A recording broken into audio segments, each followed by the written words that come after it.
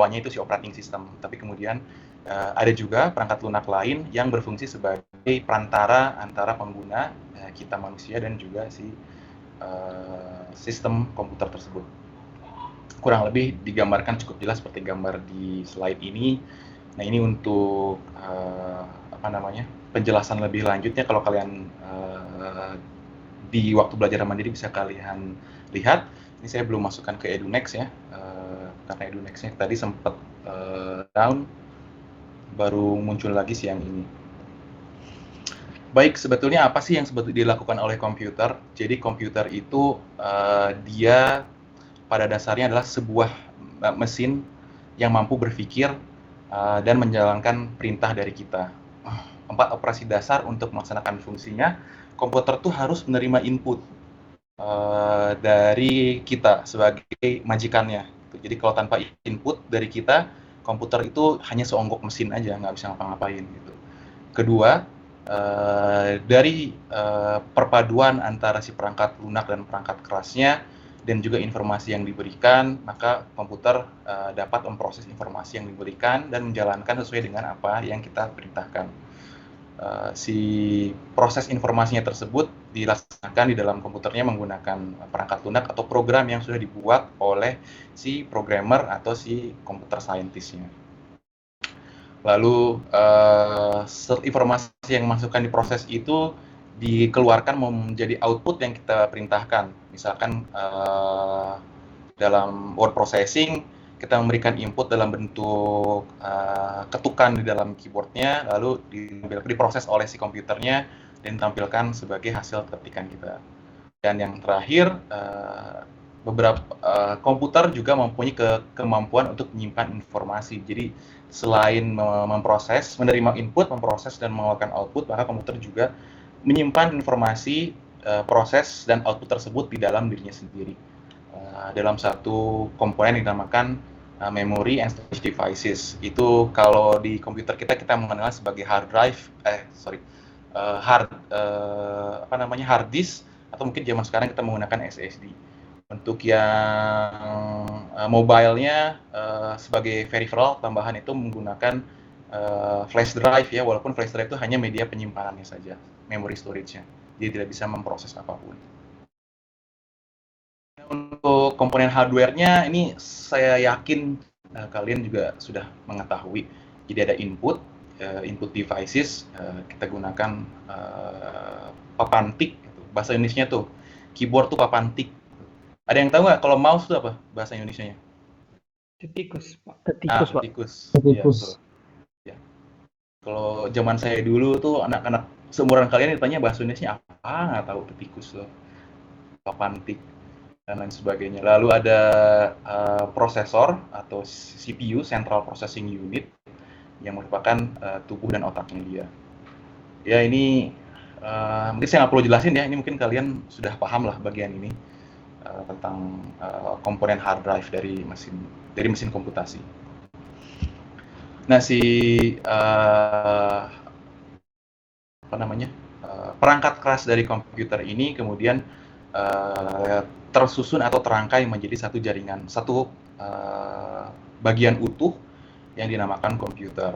Jadi ada si CPU, lalu memorinya dia, lalu dihubungkan dengan outputnya video dalam bentuk video controller dan juga si hardware untuk menampilkan video, lalu ada hard drive controllernya, lalu inputnya dan juga jaringan, terhubung ke jaringan membentuk satu komputer yang utuh. Oke, untuk bagian ini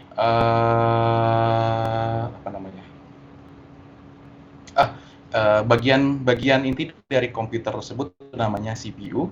Dia itu ibaratnya tuh CPU dan memori. Jadi kalau CPU itu bagian yang memproses sebagai otaknya, kalau memori itu kemampuan dia menyimpan dan memproses datanya tersebut.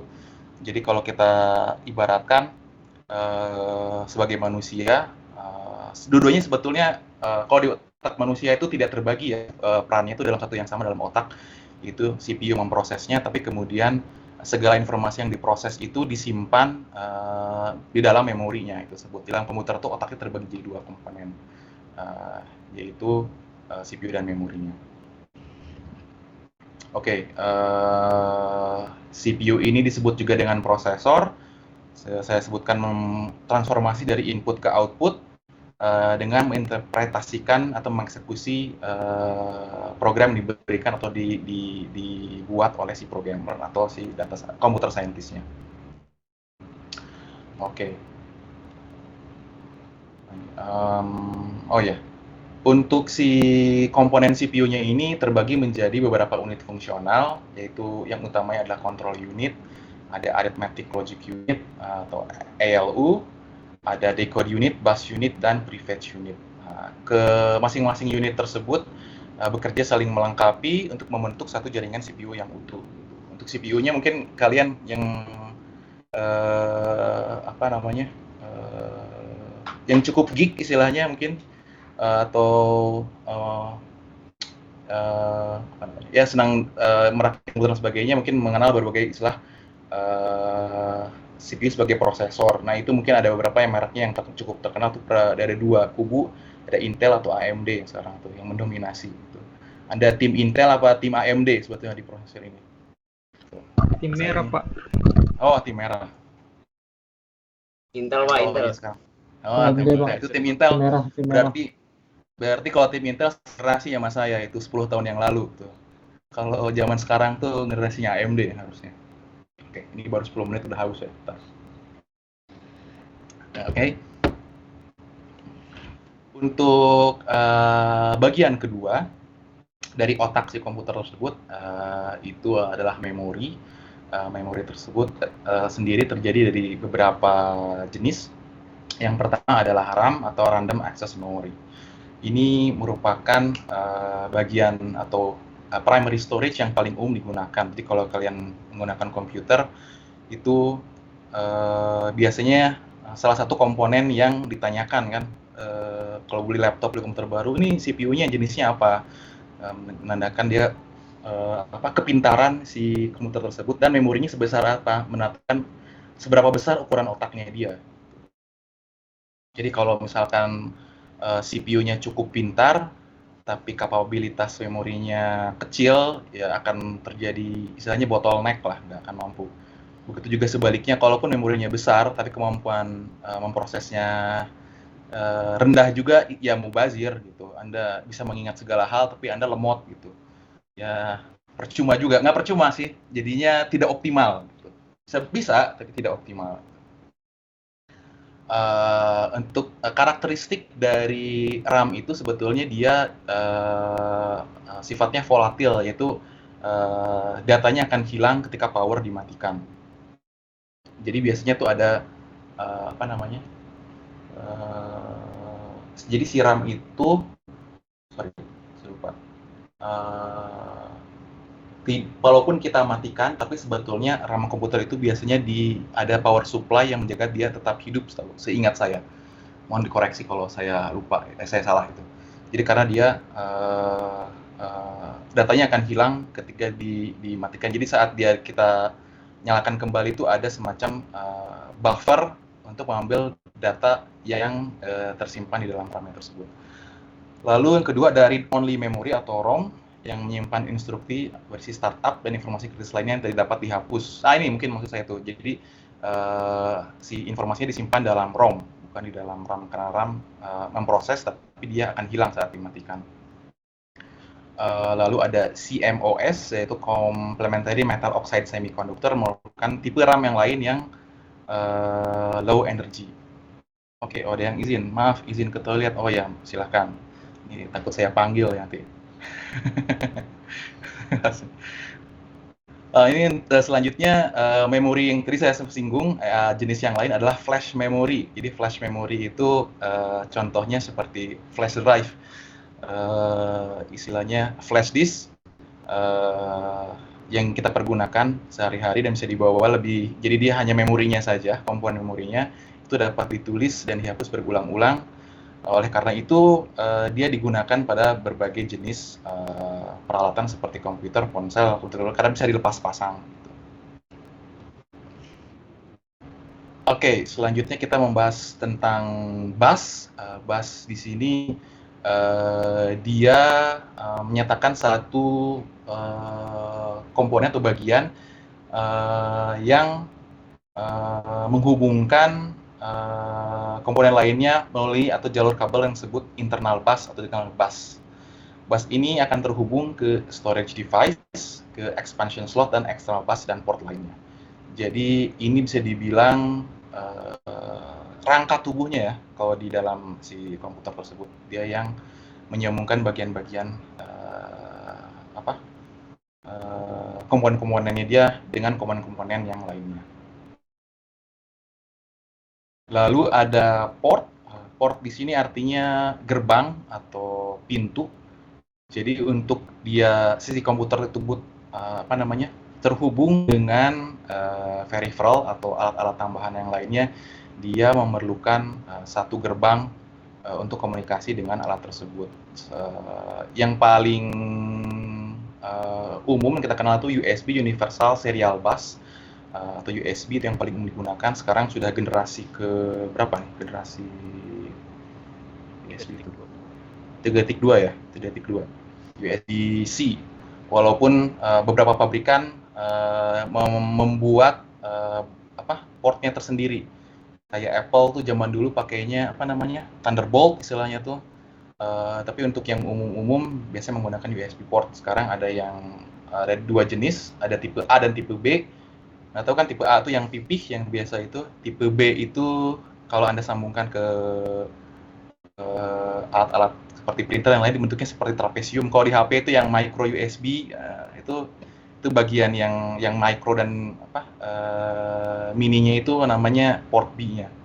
Lalu sekarang ada juga yang namanya port USB-C, yang dia tidak punya port A dan B, jadi bisa menggunakan port C kedua-duanya. Teknologinya jadi selain data transmisi datanya lebih tinggi, juga bisa mengalirkan daya yang lebih besar. Gitu. Jadi makanya HP-HP atau smartphone zaman sekarang banyak pakai USB-C. Ini selanjutnya di peripheral, tadi saya sudah sebut peripheral itu peranti-peranti tambahan yang dapat kita hubungkan dengan sistem atau jaringan komputer kita.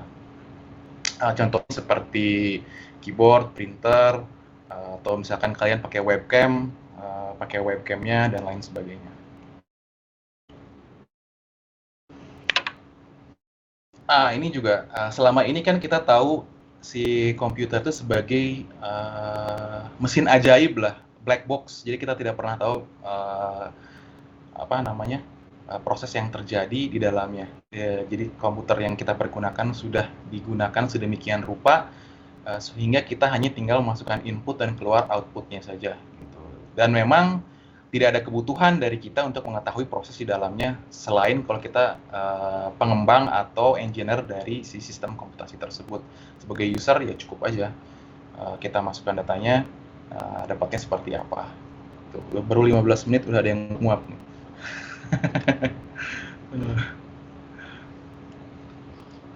Ini jenis-jenis peripheral yang umum dipergunakan, di keyboard, ada pen scanner, barcode reader, dan sebagainya ya.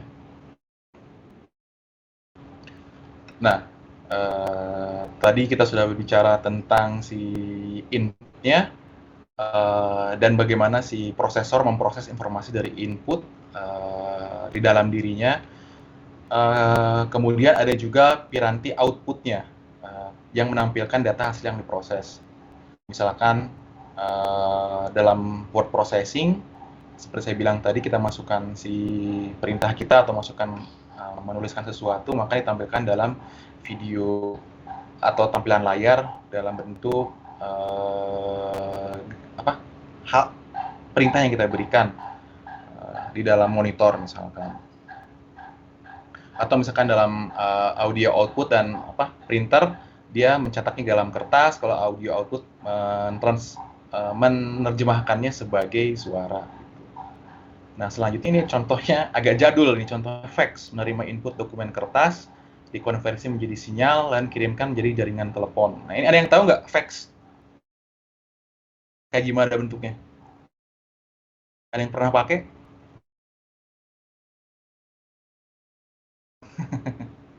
Itu ada yang bisa cerita nggak itu fax tuh kayak gimana?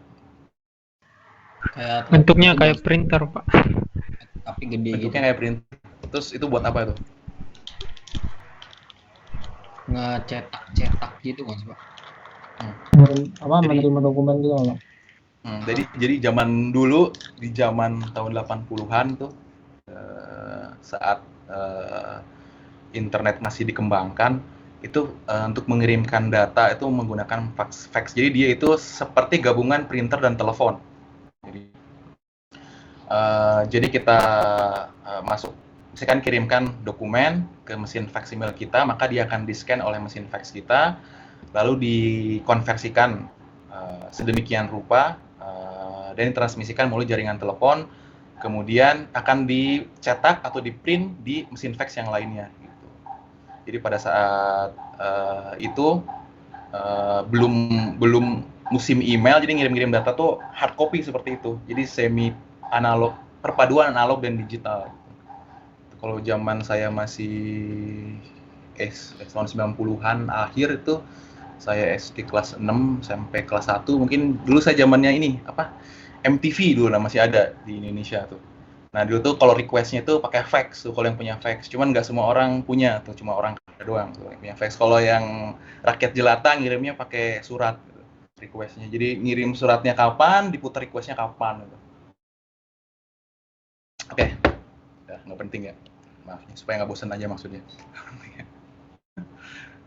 Oke, ini contoh peripheral output ya yang mungkin kalian juga udah tahu ya. Jadi ini ilustrasi gambar aja lah. Nah, ini sedikit diskusi singkat nih. Saya udah ngomong 20 menit. Sekarang saya pengen interaksi juga ngobrol-ngobrol dengan kalian ini. Kira-kira setelah gambaran singkat mengenai komputer tadi, perangkat keras tadi, saya pengen dengar menurut kalian gimana prinsip kerja perangkat keras pada smartphone Anda nih. Sekarang kan punya smartphone. Yuk, kita ngobrol aja. Gantian. Ada yang ngomong soalnya. Ini Pak dijelaskan dari input sampai output atau gimana? Gimana menurut interpretasi Anda aja gimana? Saya pengen dengar. Saya Pak mau coba. Ya, siapa namanya? Muhammad Syarif Mulyadi NIM 169211040. Oke, Syarif. Boleh ini on cam memungkinkan nggak? Saya pengen lihat nih wajahnya. Hitung dulu Pak. Oh, iya. Agak lag tadi Pak, jadi dikasih mati. Oke. Ya, jadi ya contohnya yang saya dapat jelaskan, jadi HP itu bisa dibilang gabungan dari seluruh, bisa dibilang kumpulan dari berbagai macam perangkat keras yang dulunya itu terpisah-pisah, seperti kamera, komputer, semuanya sudah digabung. Jadi contohnya dari pekerjaannya HP ini, contohnya bila kita memberikan input ke layarnya, kita mengklik sesuatu di layar HP Anda, maka HP Anda akan mengambil input tersebut untuk diproses ke CPU-nya. Nah, ke CPU-nya ini akan menentukan apa yang Anda klik tadi. Di tempat itu ada apa. Nah, setelah si prosesor sudah mengetahui apa yang Anda klik, maka dia akan menjalankan menjalankan perintah tersebut. Contohnya Anda mengklik Instagram, maka yang terjadi ini si prosesor akan memberikan perintah untuk membuka aplikasi Instagram di HP Anda. Nah, setelah itu akan diberikan output di mana layar HP Anda akan menampilkan gambar tampilan dari aplikasi tersebut. Nah, begitu mungkin contoh sederhana, Pak. Ada yang bisa memberikan yang lebih spesifik nggak? Misalnya contoh aplikasi misalkan hal lainnya gimana? Misalnya Anda makanan dari GoFood, nah gimana loh?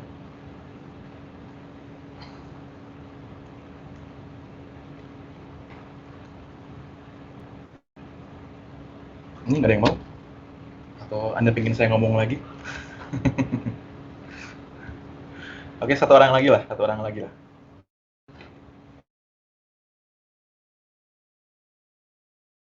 Halo? Ini nggak ada yang mau berpendapat, ini gimana nih anak ITB nih? Anak ITB baru masuk nih. Pada diem-diem aja. Nggak ada? Ya, Pak. Sudah. Saya Oh mau ya. berpendapat, Pak. Oke. Silakan. Pak, Siapa? menurut saya Robi Pertama Setepu, Pak. NIM 1692180. Oke, silakan Robi. Saya ingin memberikan pendapat saya mengenai prinsip kerja perangkat keras di smartphone, Pak.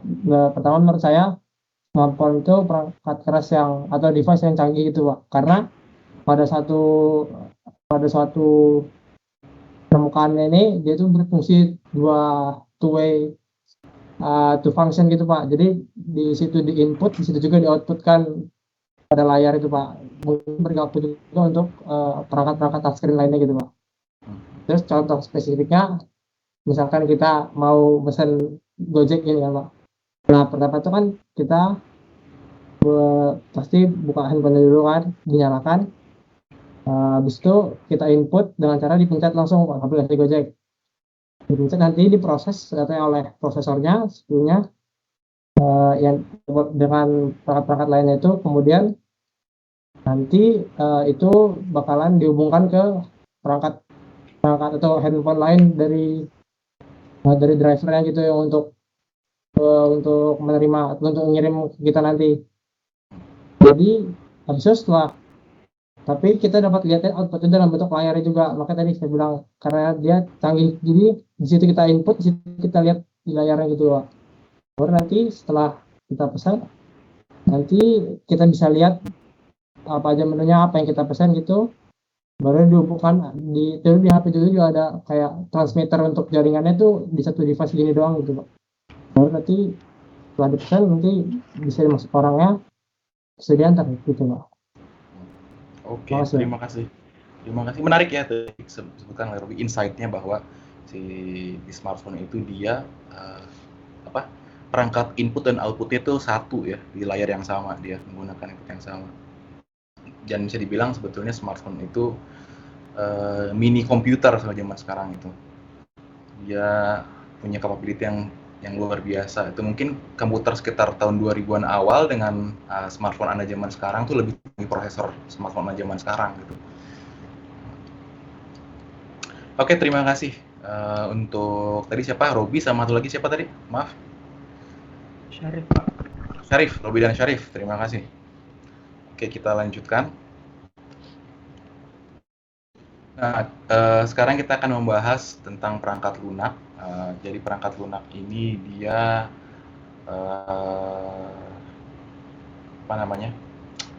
bisa dibilang nyawa lah di dalam komputer. Disebut perangkat lunak tuh sebetulnya bukan karena lunak lembek ya, tapi dia dalam bahasa Inggris soft itu sesuatu yang tidak bisa kita raba dan kita lihat. Sesuatu yang hard itu sesuatu yang kita bisa pegang, lihat, jilat dan sebagainya. Sedangkan soft itu sesuatu yang agak imajiner sebetulnya. Ini agak ngawang-ngawang sebetulnya. Nah, ini komputer itu dia menyimpan informasinya berbeda dengan kita manusia. Jadi dia menyimpan informasi. Komputer tuh hanya tahu dua perintah, nyala atau mati, on atau off sebetulnya, yang direpresentasikan menjadi angka 1 atau angka 0. Jadi dia menggunakan sistem yang disebut bit atau binary digit, sistem biner yang hanya terdiri dari dua komponen 0 dan 1. Kalau sistem desimal kita angkakan 0 sampai 9 ya. Ada juga sistem heksadesimal ya, 0 sampai 16, jadi desimal 0,9 dan gabungan alfabet A sampai F gitu. Nanti kalau kalian masuk di mesin akan dipelajari lebih lanjut di mekatronika. Itu kuliah yang sebetulnya saya kurang suka. Pusing. Lalu dari bit itu sendiri dikelompokkan menjadi satu kategori baru yang disebut byte. Jadi ingat ada dua, ada bit, ada byte. Kalau bit itu satu karakter sendiri, satu unit sendiri, sedangkan byte itu adalah satu unit yang merepresentasikan 8 bit. Karena dia merepresentasikan 8 bit, dia bisa menyimpan 256 pesan yang berbeda. Kurang lebih ilustrasinya digambarkan di slide ini ya. Nah, jadi sebetulnya informasi yang disimpan dalam komputer itu oleh si memori maupun si CPU-nya itu dia hanya bisa membaca dalam sistem biner. Jadi kita ubah atau terjemahkan sistem desimal kita menjadi sistem biner. Jadi dia tuh menyimpan sistemnya dalam dua angka, misalkan 0 dalam sistem biner, maka dia direpresentasikan seperti di kolom kedua dari kiri ini, 0 semua. Jadi angka desimal 1 tuh dia representasi dalam biner itu 0001, sedangkan 2 0010 dan seterusnya. Nah ini sistem binary. Untuk penjumlahannya juga mempunyai aturan tersendiri. Nah, informasi bit ini atau kode dalam bit ini disimpan dalam memori dan digunakan untuk merepresentasikan simbol-simbol yang kita gunakan oleh manusia. Jadi misalkan tadi simbol angka 0 itu di sini di bagian bawah ini kita perlihat. Saya pakai ini, saya pointer dari tadi ya. Sorry, baru kepikiran. Jadi dari angka 0 ini dalam kode direpresentasikan sebagai kode ini merepresentasikan nilai 0, atau misalkan huruf A direpresentasikan oleh kode tersebut. Nah, untuk pengaturan kode ini tidak bisa suka-suka ya. Kalau misalkan suka-suka nanti bingung, karena masing-masing orang mendefinisikan kodenya masing-masing, maka diatur dalam dua standar yang mesti digunakan, yaitu ISCII, American Standard for Code Information Interchange, singkatannya, dan yang kedua adalah Unicode gitu. ISCII dan Unicode itu memiliki perbedaannya sendiri-sendiri, tapi ISCII itu pada dasarnya subset dari Unicode, jadi Unicode itu lebih universal gitu. Dan perbedaannya seingat saya ISCII itu hanya digunakan di jaringan telekomunikasi.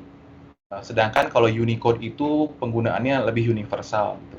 Jadi selain simbol alfabet dan desimal itu digunakan juga si kode bit ini dalam standar ISCII maupun Unicode itu merepresentasikan si simbol-simbol seperti emoji itu. Kalau kalian ada di HP kan kayak emoji itu juga punya kode tersendiri dalam binary code-nya. Oke, selanjutnya kita mulai maju lagi, lebih dalam lagi mengenai perangkat lunak. Jadi perangkat lunak atau software itu merupakan gabungan dari beberapa komponen utama atau disusun dari beberapa bagian. Jadi ada bagian program, ada data, dan dokumentasi. Nah, apabila ketiga bagian tersebut digabungkan, maka dia membentuk secara utuh si perangkat lunak tersebut. Mungkin saya singkat, program atau algoritma itu adalah perintah yang kita berikan. Harus seperti apa? Misalkan membuat program matematika, maka perintah komputernya supaya penjumlahan, maka input yang diberikan dijumlahkan dari data yang dimasukkan dan data yang disimpan itu tampilkan untuk outputnya. Sedangkan untuk dokumentasi itu biasanya informasi atau keterangan gitu. Jadi sebetulnya dokumentasi ini sifatnya apa ya? Mungkin buat yang muslim sunnah muakkad lah. Jadi sangat dianjurkan. Tidak ada pun masih bisa berjalan si programnya, tapi kalau untuk maintenance itu software engineering bakal pusing gitu, karena membuat program itu kan sebetulnya suka-suka si programmernya seperti apa. Mungkin dia menggunakan bahasa atau istilah yang bukan kode ya. Dia menggunakan atau pola pikirnya tuh sesuai dengan jalan pikirannya dia. Saat orang lain baca programnya atau mengedit programnya belum tentu bisa tanpa keterangan si dokumentasi. Jadi seperti peta lah, peta dan legendanya. Oke, untuk si komputernya, jadi kita sudah bilang ada dua komponen utama, hardware dan software, sedangkan softwarenya sendiri terbagi menjadi dua bagian, yaitu sistem software dan application software. Untuk sini ini sebagai nyawanya tadi, ada operating systemnya, ada utilitarians-nya, compilers-nya, misalkan driver di dalam komputer kalian itu juga masuk sistem software. Sedangkan application software ini adalah perangkat lunak yang menghubungkan kita pengguna dengan si komputer tersebut.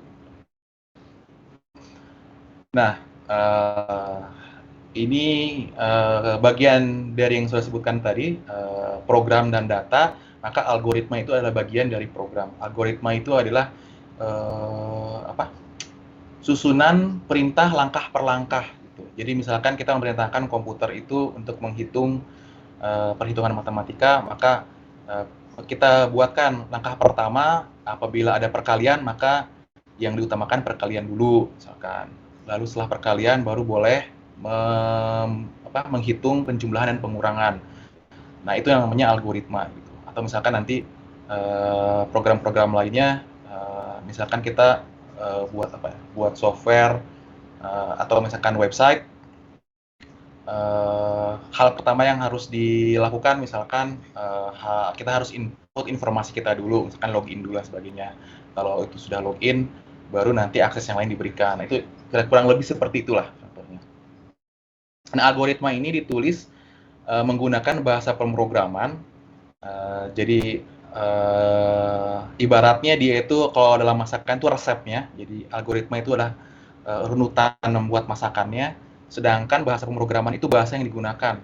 Bahasa Indonesia, bahasa Inggris, bahasa Mandarin, bahasa Rusia dan sebagainya. Nah, itu yang kita kenal dengan bahasa pemrograman. Ada yang namanya Python, ada yang namanya C++, ada yang namanya Fortran dan lain sebagainya. Gitu. Jadi bisa saja algoritma itu resepnya sama tapi bahasanya berbeda. Gitu. Jadi seharusnya bahasanya atau pemrogramannya itu bukan sesuatu yang fundamental. Itu bisa mengikuti perkembangan zaman. Itu sesuatu skill yang terpisah dari si programnya sendiri. Oke, untuk program komputernya sendiri dituliskan dalam satu komponen yang disebut source code. Itu jadi kumpulan perintahnya. Biasanya itu dalam bentuk notepad tuh kalau istilahnya kalau text editor. Lalu ada juga compiler atau interpreter. Jadi tanpa diterjemahkan atau dibaca oleh si compiler atau interpreter itu, si program itu tidak akan bisa berjalan. Dia hanya kumpulan data saja, masih dalam kumpulan data saja. Baru setelah diproses oleh compiler interpreter, dia menjadi executable code atau .exe itu kan ada tuh kalian kalau tahu. Jadi dia bisa dijalankan programnya. Nah, ini contohnya kalau kita menggunakan C++, ini sebelah kiri ini source code-nya dia, ini text editornya dia, misalkan pertama using namespace-nya std, lalu di sini bahasanya int to integer, lalu di sini misalkan dia input nilai rupiah, lalu ini algoritmanya, kita masukkan inputnya sekian, lalu kita perintahkan dia untuk memprogram, misalkan nilai ini akan dijumlahkan dengan nilainya sendiri dikalikan 0,1, lalu kita perintahkan untuk cetak, return itu mengembalikan nilai kita ke awal. Jadi kalau kita masukkan 1000, inputnya 1000, algoritmanya kita perintahkan nilai awal kita dijumlahkan dengan input kita dikali 0,1, maka keluarnya 1100. Gitu. Lama juga nih, execution-nya 5,6 detik. Nah, ini kalau menggunakan Python, lebih enak. Jadi bahasanya lebih mirip bahasa manusia. Jadi kita seperti buat rumus biasa aja ini. Jadi kita tinggal masukkan nilai inputnya, deklarasikan nilai si parameter ini. Int to integer, bilangan bulat. Kita berikan ini perintah untuk input. Saat diperintah input, saat kita di mesin outputnya akan keluar masukkan nilai. Nih, jadi saat lalu nilainya sekian algoritmanya, lalu kita perintahkan untuk print atau mencetak di outputnya. Jadi kalau misalkan kita masukkan 1100, kita jalankan programnya, kita run, nanti akan keluar masukkan nilai, lalu kita ketik 1100, lalu kita jalankan lagi, akan keluar 1210. Nanti kalian akan belajar lebih lanjut di bagian pemrograman. Oh ya, ini terkait pemrograman, Jadi hari Senin lalu itu setelah kuliah ini ada diskusi lagi eh, antara tim koordinator dari Stay dan juga tim FTMD. Jadi kan saya sudah bilang kalau di kelas kita menggunakan Python gitu. Ternyata menggunakan Python di FTMD itu hanya 3 kelas atau 2 kelas gitu. Sedangkan kelas lainnya tuh MATLAB. Sedangkan dari pihak Stay diharapkan bahasa pemrogramannya seragam untuk semua kelas gitu. Jadi ada kemungkinan dijadikan MATLAB atau bisa tetap Python aja gitu. Waduh, yang udah mulai senyum-senyum nih. Kenapa nih senyum-senyum? Jadi ini masih akan didiskusikan lebih lanjut tentang bahasa pemrogramannya. Saya sih pengennya sih di Python aja lah, Python sama Excel gitu, supaya bisa kepake lebih lanjut. Tapi beberapa dosen yang lain karena sudah terbiasa pakai MATLAB, jadi mungkin mereka pengennya pakai MATLAB. Nanti coba kami diskusikan lebih lanjut gitu. Ini untuk praktikumnya. Oh, ini contoh program lain. Ini menggunakan Scratch dari MIT. Ini coba kalau saya bisa run. Ini jadi dia membuat program sederhana untuk memperlihatkan gerak lenting dari si bola ini. Jadi kita lihat ini si perintahnya masuk 10 step, 15 derajat dan seterusnya. Outputnya si animasi ini. Oke. Oke, sampai sejauh ini ada yang ditanyakan? Nggak ada? Ini saya ngasih kesempatan, saya maksudnya mau istirahat gitu. Nggak ada? Oh ya ada. Mau apa di? Mau kayak bertanya Pak. Itu Ya, kan biasa orang kalau daftar kuota atau internet ada biasa Mbps, ada juga MBS. Oh ya ya. Biasa yang mana di situ Pak bisa dibilang apa di? Ada biasa bilang kalau contohnya Pak yang Bayu 2 Mbps. Yang maksudnya di sini kayak penipuan, bisa dibilang kayak penipuan itu Pak. Karena orang Kapang itu menganggap 2 Mbps 2 megabyte. Ternyata harusnya megabit ya. Sebetulnya itu kalau untuk kecepatan internet itu dinyatakan dalam bit. Jadi kalau Mbps itu megabit per second, artinya 2 juta bit per detik gitu. Nanti kita akan bahas ya di bagian internet menjelang akhir kuliah akan kita bahas tentang itu. Oke. Terima kasih ininya. Komentarnya. Nah, yang kedua ini perangkat lunak aplikasi. Kita akan bahas tentang perangkat lunak aplikasi.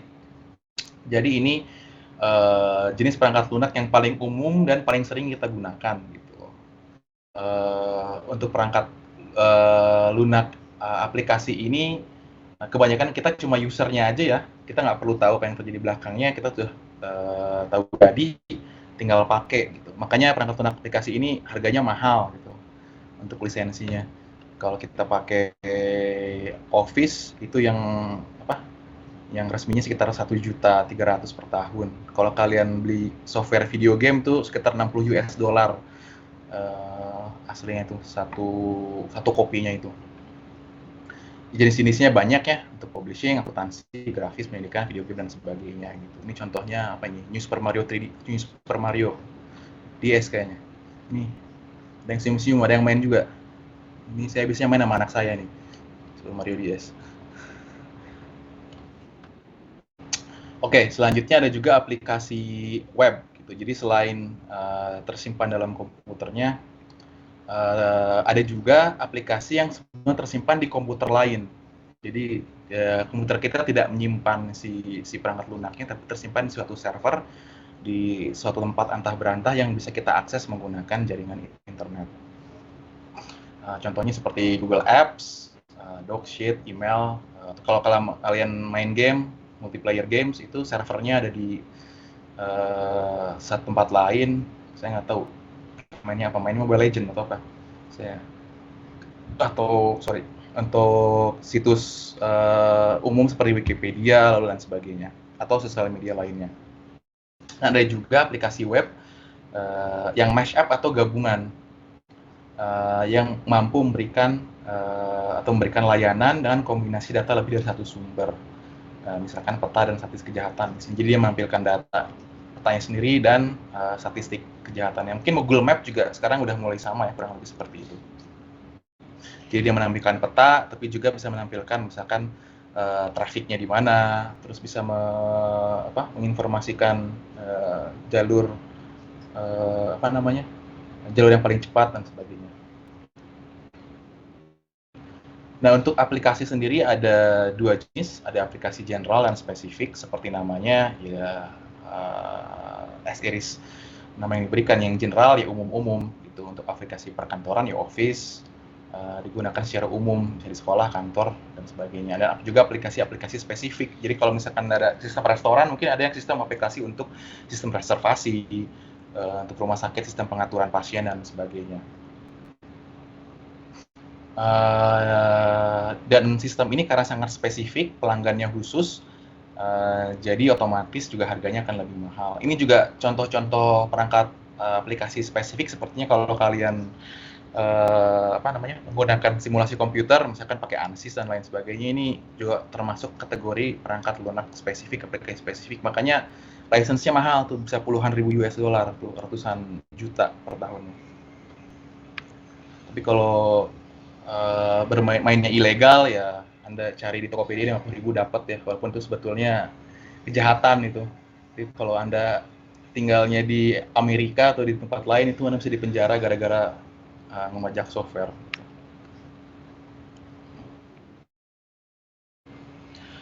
Oke, ini untuk perangkat lunak sistem.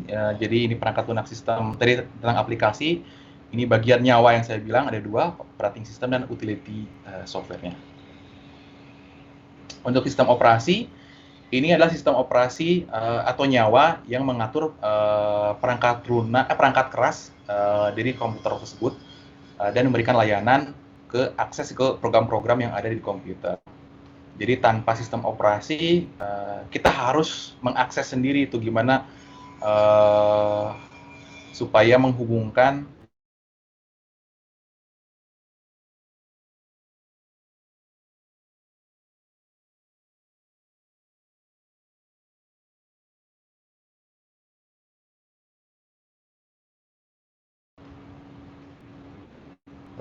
sempat keputus ya tadi.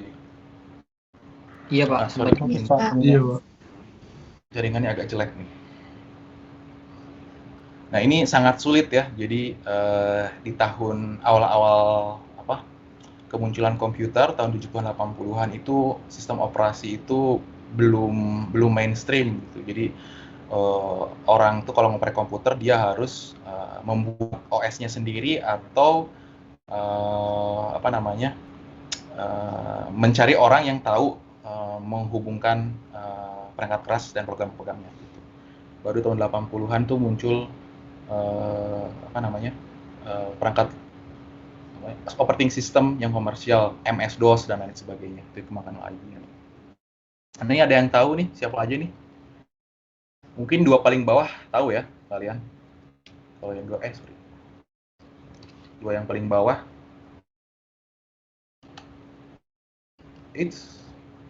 Ada yang tahu? Jadi saya ngasih contekan tuh.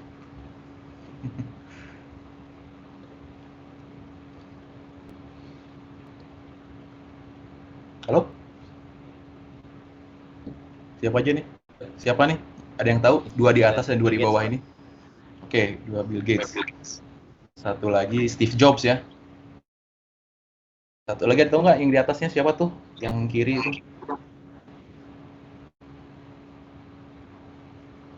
Nggak tahu? Kalau yang kanan mungkin tahu lah. Kanan atas tahu nggak? Ada yang tahu nggak? Taunya Linux-nya Pak. Linux-nya Pak. Ya, Linus ya. Windows. Ya, Linus Torvald ya. Beda lagi ya, bukan Linus Tech Tips ya, beda lagi itu. Itu Linus yang berbeda. Oh, ini garing ya, maaf. Jadi kalau yang paling kiri atas itu dia Andrew Tannenbaum. Andrew Tannenbaum itu keempat orang ini mungkin bisa dibilang pionir dalam operating system modern. Kalau 2 paling bawah kita tahu ada Bill Gates dan Steve Jobs. Bill Gates itu mengembangkan Microsoft yang sekarang kita gunakan, bahkan produknya MS Teams. Sedangkan kalau Steve Jobs dia menggunakan bahasa pembuatan OS Mac OS. Ya betul, Mac OS. Sedangkan yang atas tuh Andrew Tanenbaum itu dia pengembangan OS tapi dari sisi akademik dan komunitas open source gitu. Jadi tidak berbayar dan bisa dikembangkan bersama-sama. Walaupun jadinya lebih rumit dibandingkan yang komersial seperti Microsoft dan Mac OS. Karena aplikasinya kebanyakan akademik dan yang menggunakan mungkin computer scientist saja. Sedangkan kalau yang kanan atas itu Linus, dia juga open source, lebih mainstream dibandingkan si Minix ini. Ini biasanya kalau Anda ngerti Linus berarti kemungkinan besar Anda adalah hacker gitu. Itu aja sih mungkin kalau saya rule of thumb-nya. Oke. Selanjutnya, Oke, bentar lagi. Nah, permasalahan dari operating system itu sendiri yaitu biasanya mereka tuh berjalan sendiri-sendiri gitu. Jadi satu operating system tersendiri merupakan negara sendirilah dalam tanda kutip. Mereka tidak terkoneksi satu dengan yang lainnya. Gitu. Jadi Windows App, program-program Windows ya hanya kompatibel atau cocok dengan OS dari Windows. Untuk aplikasi Mac hanya kompatibel dengan OS Mac dan seterusnya, untuk Linux juga. Sehingga pengembang itu harus atau developer harus menyesuaikan dengan operating system yang mereka gunakan gitu. Ya mungkin sama seperti di smartphone, ada yang iOS, ada yang Android. Zaman dulu ada Symbian, nah itu mungkin harus menggunakan bahasa masing-masing gitu. Mungkin kalau dalam video game juga sama ya, tergantung si konsolnya. Kalau kalian konsolnya Sony ya berarti harus pakai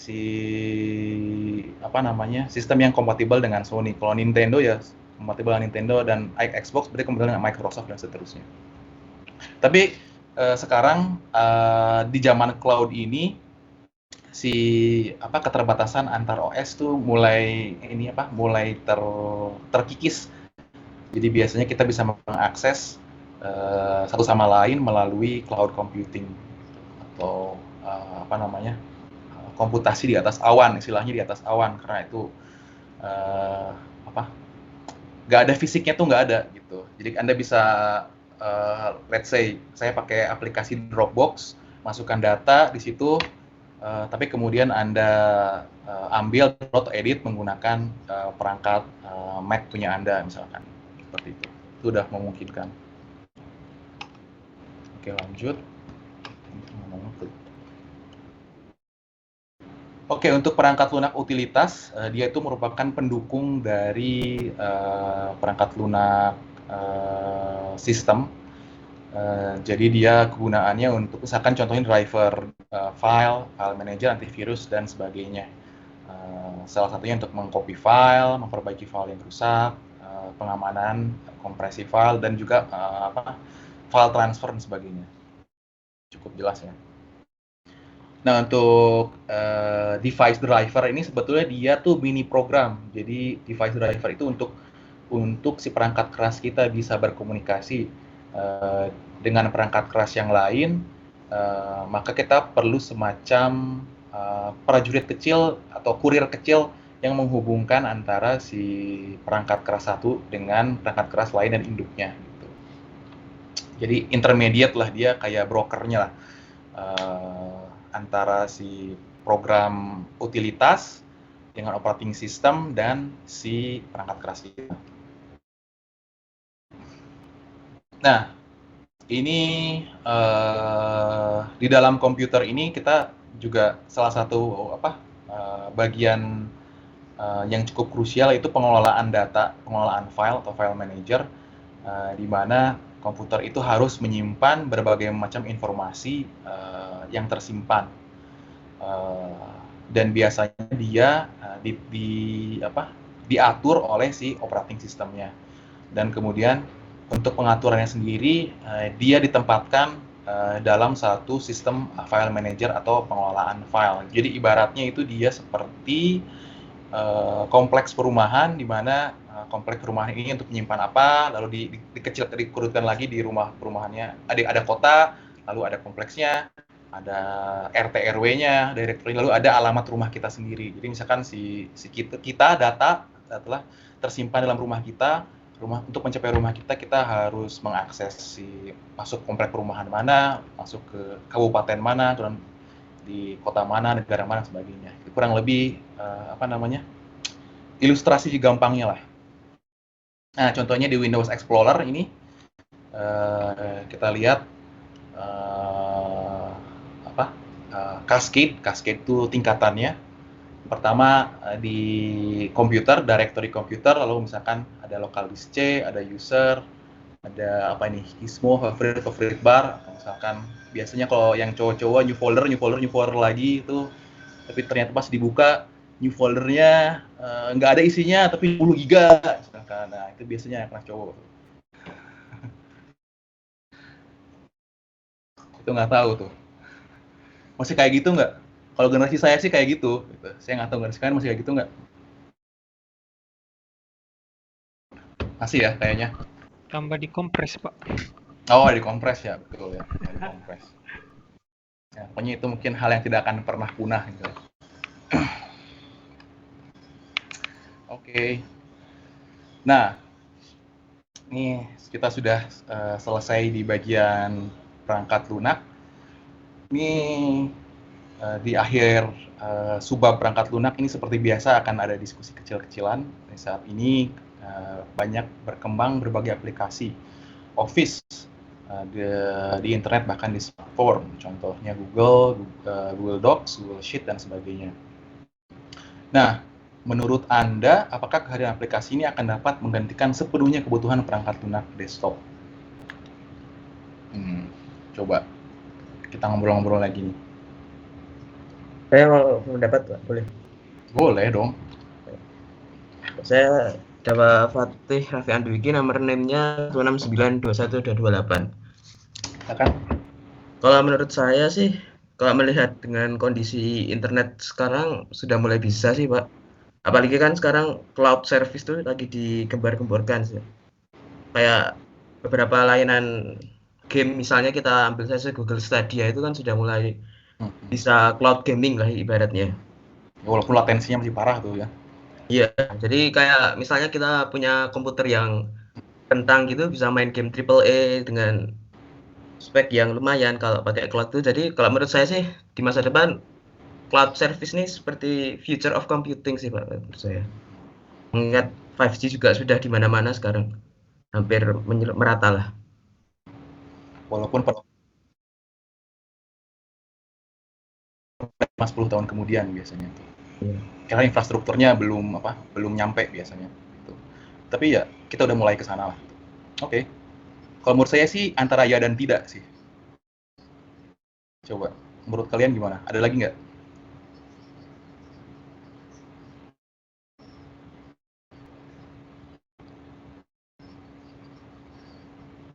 Halo?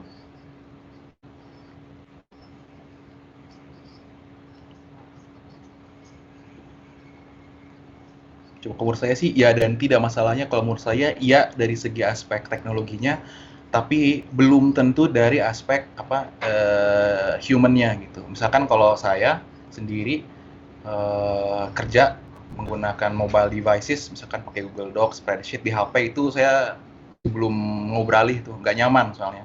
Layarnya kecil,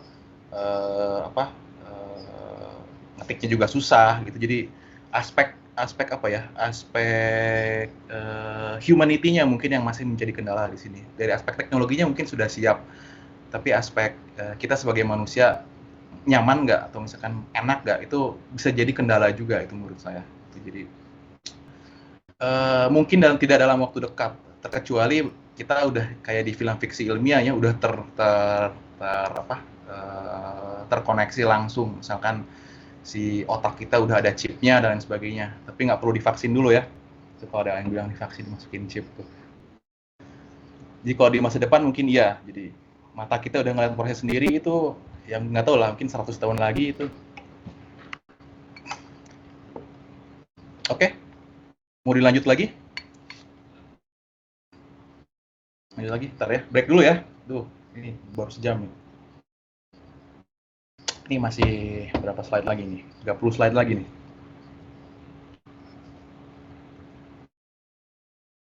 Setelah ini network dan jaringan. Oh, jaringan dulu. Jaringan komputer. Habis itu kita akan membahas tentang internet. Nah, tadi kita sudah membahas, mengupas tuntas si komputer itu, kita kuliti satu persatu, mulai dari raganya, si perangkat keras, lalu si nyawanya, si perangkat lunak sistem dan utilitas, dan juga program-program aplikasi penunjang yang kita gunakan. Nah, semakin mainstreamnya komputer, orang semakin banyak mempergunakan, dan ada kebutuhan untuk menghubungkan satu komputer dengan komputer yang lainnya. Misalkan di sini disebutkan bahwa kita membutuhkan data resources yang digunakan secara bersama-sama, gitu. Misalkan datanya ada di komputer saya nih, tapi kalian perlu juga. Jadi, zaman dulu kan belum zamannya komputer laptop, ya saya harus bawa komputer saya, atau kalian harus datang ke tempat saya untuk mengakses datanya, gitu. Atau kalau misalkan harus dicetak, saya harus sediakan outputnya nih, keluarin dulu, lalu saya bawa dalam bentuk analognya, dalam bentuk hard copy misalkan. Lalu butuh solusi juga untuk duplikasi resources yang dimiliki di komputer, dan supaya komunikasi efisien ya antar jaringan komputer, nggak menghilangkan istilahnya tuh inconveniences atau ketidaknyamanan atau ketidakpraktisan misalnya. Jadi diharapkan dengan ada jaringan, ada kemudahan, mobility, tidak ada jarak, dan efisiensi. Ini prinsip telekomunikasi. Jadi telekomunikasi modern itu didasari atas kebutuhan jaringan antar sistem komputasi. Jadi atas satu sumber yang encoded, lalu menuju menuju tujuannya, di mana informasinya di-decoded atau diuraikan dan dimakan oleh si penerima tersebut. Jadi jaringannya panjang sebetulnya, dari mulai dia diberikan si message source-nya, lalu ada encoder, lalu ada transmitternya melalui sinyal, misalkan melalui sinyal radio atau misalkan Bluetooth dan sebagainya. Zaman dulu ada infrared, lalu ada transmission mediumnya, di sini saya bilang tadi, lalu ada penerima sinyalnya, lalu sinyal atau informasi yang disampaikan melalui perantara tadi diterjemahkan kembali, dipecahkan kembali, dan akhirnya sampai ke tempat tujuan. Nah, untuk network services-nya ini ada beberapa bagian. Yang pertama ini ada LAN atau Local Area Network. Disebut LAN karena dia terhubung di area yang sempit, misalkan dalam satu ruangan, dalam satu gedung, dalam satu kantor, dan sebagainya. Biasanya dipergunakan untuk jaringan media dan layanan, seperti menggunakan printer atau misalkan berbagi file transfer yang terbatas di lingkungan si LAN tersebut. Lalu kedua ada internetwork. Di sini ya dia menjadi perantara dari satu LAN ke yang lain. Jadi sebetulnya kita bisa menghubungi satu LAN yang terisolasi ke LAN terisolasi lainnya melalui internetwork. Ini salah satu contohnya adalah internet. Nanti akan kita jelaskan menjelang akhir kuliah di bab terakhir. Nah, untuk si jaringan tersebut, untuk mengupayakan si jaringan komputer, ternyata kita memerlukan perangkat keras tambahan lainnya. Perangkat keras lain yang diperlukan untuk memfasilitasi adanya jaringan antara komputer, yaitu dari komputernya itu sendiri. Yang kita punya sumbernya ada komputernya, jelas printer dan scannernya, misalkan yang akan kita transmisikan datanya. Lalu ada si jaringannya, perangkat untuk jaringannya. Ada network interface card, NIC, pakai modem, lalu ada istilahnya hub, switch, router, dan firewall. Lalu untuk medianya bisa menggunakan kabel, wire, atau menggunakan wireless, bisa pakai radio, gelombang radio, Bluetooth. Dan untuk mengatur si jaringan terkomputer tersebut ada aturan khususnya atau protokol istilahnya.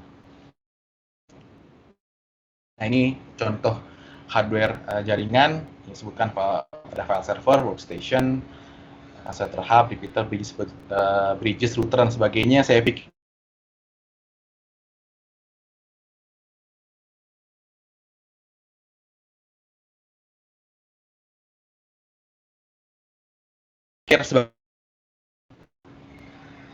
Oke, sempat putus lagi ya, sorry. Jadi saya pikir generasi kalian, generasi yang sudah tahu ini itu benda-benda apa saja. Gitu. Kalau generasi saya mungkin masih sebagian masih harus dikasih tahu nih. Ini contoh untuk skema si sistem perangkat kelas dalam jaringan. Ada si workstation-nya, lalu ada misalkan servernya dihubungkan melalui konektor atau hub-nya masing-masing di masing-masing komputasinya. Lalu ada bridge dan dihubungkan ke router untuk ke jaringan yang lainnya. Nah, ini istilah-istilah yang sering dipergunakan. Jadi dia membagi kategorinya berdasarkan jaraknya. Misalkan ada yang namanya local area network atau LAN, itu biasanya kategorinya sekitar 10 sampai dengan 1 km ini. Dia bisa melintasi antar ruangan, antar gedung, atau misalkan di dalam kampus itu masuknya masih dalam LAN ya. Ada yang namanya WAN, Wider Area Networks, MAN dan WAN, Metropolitan Area Network dan Wide Area Network, itu jaringannya lebih luas lagi.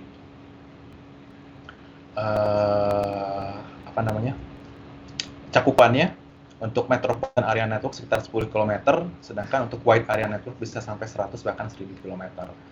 Nah, untuk jaringan yang lebih besar lagi cakupannya, disebutnya Inter-Network atau internet, itu bahkan mencapai seluruh wilayah di bumi selama ada penguat sinyalnya. Kalau kita pakai sinyal misalkan sinyal 4G atau 5G gitu.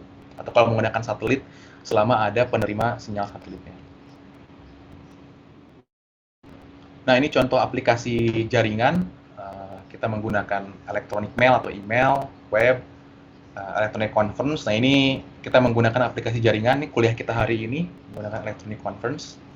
Ada file transfer, ada remote computing. Jadi kalau istilahnya mungkin kalian pakai team viewer, bisa saya gunakan itu remote computing. Ada juga cloud storage, itu juga salah satu aplikasi jaringan yang dipergunakan. Ini mungkin sedikit intermezzo lagi. Jadi kalau zaman dulu tuh di ITB itu ada pakai network ITB itu kita punya sistem file transfernya sendiri gitu. Jadi biasanya kita zaman generasi saya tuh menyediakan media-media entertainment secara ilegal di situ, mulai dari film, buku segala macam tuh ada di dalam jaringan ITB. Itu kita bisa saling share. Jadi kalau kalian yang suka cewek-cewek siswa K-drama itu biasa zaman dulu tuh udah ada tuh uploadernya, kita tinggal nyedot aja di situ. Nah, nggak tahu sekarang nih saya nasibnya kayak gimana tuh. Apalagi zaman sekarang udah semakin mudah didapatkan, kan zaman dulu kan susah tuh. Harus ada para sultan dulu yang punya akses internet yang bagus, terus mereka mengunduh si media-media tersebut gitu. Ya, orang-orang kaya kurang kerjaan lah gitu, yang cukup baik hati untuk berbuat kejahatan, membagikan media ke teman-temannya gitu. Oke.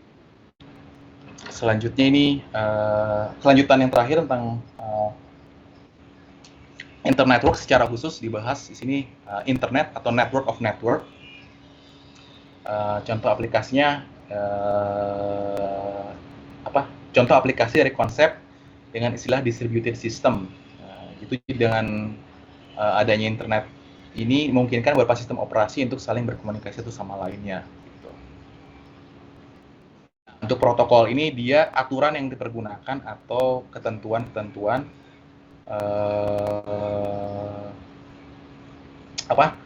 untuk komunikasi antara komuter tersebut. Jadi aspek yang diliputi oleh si protokol tersebut, dia gimana komunikasi itu mengatur akses dalam jaringannya, lalu topologi fisiknya, misalkan tipe kabel digunakan, kecepatan transfer data, format pesan, itu diatur dalam protokolnya. Misalkan protokol tertentu hanya bisa menerima format pesan tertentu, dibatasi dalam kecepatan data tertentu, menggunakan tipe kabel tertentu. Gitu. Contoh-contohnya dia ada HTTP, FTP, SMTP, dan sebagainya. Nah, protokol itu memiliki hierarki atau urutan, jadi dia dibuat berlapis atau berlayer, tidak dalam satu satu sistem, tapi ada tahapan-tahapannya tersebut. Gitu. Tujuannya apa? Supaya dia memungkinkan terjadinya modularity. Ngerti nggak modularity? Maksudnya ada yang ngerti nggak modularity? Enggak. Modularity itu artinya kita bisa ganti-ganti komponennya, maksudnya modularity itu. Jadi misalkan ini contohnya, si orang di sini mengatakan saya suka kelinci, lalu pada tahap selanjutnya diterjemahkan menggunakan remote translator, lalu informasi ini dikirimkan kembali menggunakan remote secretary, lalu diterima oleh si sekretari di sini, lalu diterjemahkan oleh translator, dan akhirnya diterima di ujung sini. Maksudnya itu apabila kita terjadi modularitas atau pergantian di salah satu komponennya, kita tidak akan mengganggu sistem secara keseluruhan. Gitu. Jadi kalau misalkan, let's say, si ibu ini sakit, atau misalkan si ibu ini berhenti kerja, kita bisa ganti dengan si ibu atau si bapak yang lain yang memiliki peran yang sama. Gitu. Jadi sistemnya tidak terganggu. Gitu. Kalau kita dibuat dalam satu dalam satu sistem, maka kemungkinan kalau ada satu bagian yang kita ganti atau hilang, kita ingin ganti, kemungkinan besar akan sulit untuk diterima di bagian yang lainnya. Jadi memungkinkan untuk terjadinya pertukaran secara bebas di dalam si protokolnya. Nah, ini yang tadi ditanyakan. Bandwidth itu adalah jumlah data yang dapat ditransmisikan melalui media komunikasi. Jadi biasanya diukur dalam satuan megabit, dalam bit per second. Jadi ada yang namanya kilobit per second, kbps, ada megabit per second. Nah, si bandwidth ini sendiri juga dapat dipengaruhi oleh banyak hal. Yang pertama itu fisik dari jaringannya sendiri, lalu jumlah traffic dalam jaringan, dan jenis koneksi dalam jaringan. Jadi ibaratnya tuh dia itu seperti kendaraan mungkin ya. Seperti kendaraan, misalkan dia si bis, kita punya bis yang sangat besar, mampu menampung penumpang yang sangat banyak. Tapi di saat bersamaan ternyata jalan yang kita lalui kecil. Jadi dia nggak bisa mentransmisikan data yang kita punya. Atau misalkan jalannya besar tapi trafiknya padat gitu, misalkan jam pulang kantor gitu, orang-orang lain juga pada bepergian, ya tetap jadi terhambat juga. Kira-kira seperti itulah analoginya. Untuk software komunikasi ini terbagi dalam beberapa kategori. Yang pertama ada NOS, Network Operating System. Ini bertugas untuk menangani komunikasi di antara semua workstation-nya. Lalu ada model client server. Model client server itu jadi satu sisi berperan sebagai kliennya, atau sisi berperan sebagai si servernya. Itu biasanya kalau kita mengakses internet, pada umumnya itu client server. Kita sebagai kliennya, maka ada satu server tempat yang menyimpan datanya dan kita mengaksesnya saja. Lalu ada juga model peer-to-peer. Ini digunakan kita berperan sebagai server dan klien sekaligus, makanya banyak dipergunakan untuk transfer data antara pengguna biasanya. Jadi kalau saya punya data di komputer saya bisa kirimkan ke tempat lain, tapi saya juga bisa mengakses atau menerima data dari tempat lain juga gitu. Pada umumnya kan kita client and server hanya satu arah aja, ini bisa dua arah gitu. Ya zaman sekitar 10 tahun yang lalu itu istilahnya itu peer to peer ini banyak digunakan lagi-lagi untuk pertukaran data secara ilegal gitu. Lagi-lagi media data ilegal tuh pakai torrent. Nah, itu contoh peer to peer itu biasanya digunakan sayangnya itu banyak dipergunakan untuk kegiatan ilegal, walaupun sebetulnya lebih dari itu gitu. Itu saya banyak menyebut contoh itu karena contoh yang paling mudah sebetulnya dan gampang ditemui. Dan saya juga pernah melakukannya lah zaman dulu.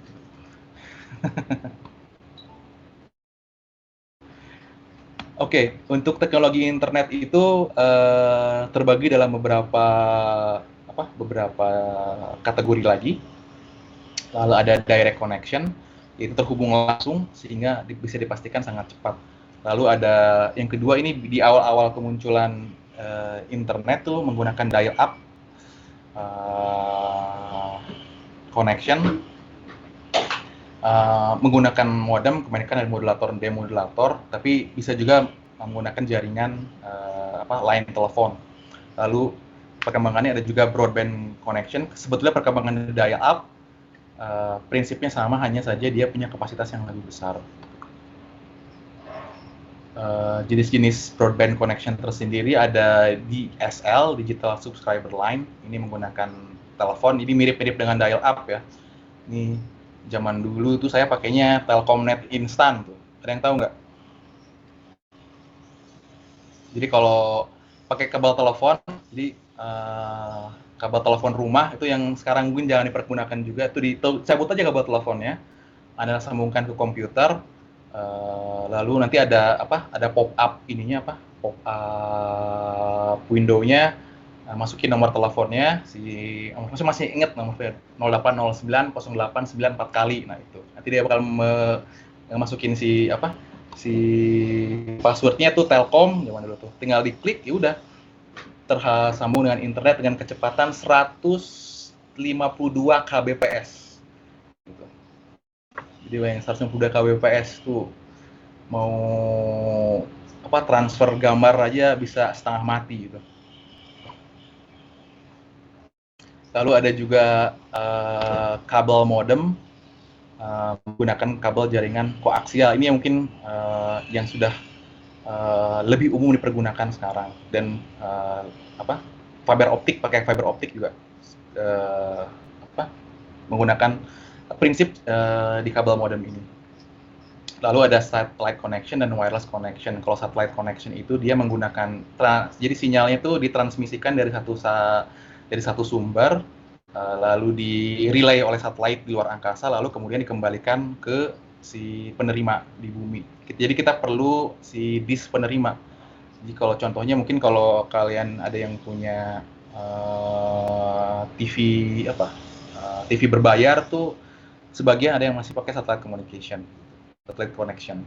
Jadi kalian harus punya sisi parabolanya untuk menerima transmisi yang didapat yang direlay dari satelit itu diperoleh dari si parabola lain yang ada di sumbernya. Lalu selanjutnya ada wireless communication. Jadi sebetulnya ini menggunakan gelombang radio pada dasarnya, tapi tidak memerlukan perantara satelit, tapi memerlukan menara pemancar. Jadi nanti satelitnya diberikan dari satu sumber, diterima oleh menara pemancar dan diperkuat dan teruskan untuk mencapai si tempat yang kita tuju. Jadi seperti transmisi listrik sebetulnya. Kalau transmisi listrik yang sutet itu kan itu juga sama. Bedanya kita nggak pakai kabel, kita pakainya gelombang radio. Nah ini jenis-jenis wireless teknologi yang berkembang dari mulai infrared sampai dengan 4G. Jadi ada infrared, Bluetooth, Wi-Fi, WiMAX, 3G dan 4G. Ada yang tahu nggak singkatannya Wi-Fi? Wireless fidelity. Wireless fidelity, ya, wireless fidelity. Jadi dia menggunakan gelombang radio, secara aturan digunakan secara teknis dia diberi namanya, diatur oleh IEEE menggunakan kode ini. Sedangkan WiMAX itu sebetulnya hampir sama dengan Wi-Fi, cuman dia menghubungkan atau memperkuat jaringan Wi-Fi, jadi lebih besar daripada Wi-Fi sebetulnya. Dia versi upgrade-nya lah. Sedangkan kalau 3G ini dia jenis kategori lain yang juga tadi saya sebutkan, menggunakan penguat sinyal melalui penara pemancar. Ada 3G, ada 4G, perbedaannya hanya di jenis kategorinya dan kapabilitas bandwidth yang bisa dia transmisikan.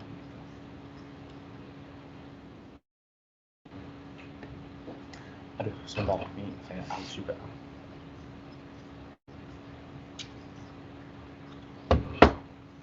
Nah, ini tadi sempat saya singgung pengertian mengenai Wi-Fi dan WiMAX teknologi. Jadi untuk di Wi-Fi ini ini ada gambar routernya ya. Jadi wireless access point atau WAP (WAP) atau merupakan central connection point untuk perangkat tanpa kabel atau wireless device. Dia diberi standar 802.11n, diatur oleh si IEEE. IEEE itu Institute of apa ya? Saya lupa nih. Kalau orang elektro lebih sering berhubungan dengan ini. Saya karena dari mesin jadi nggak familiar. Saya taunya ASME, ASTM gitu.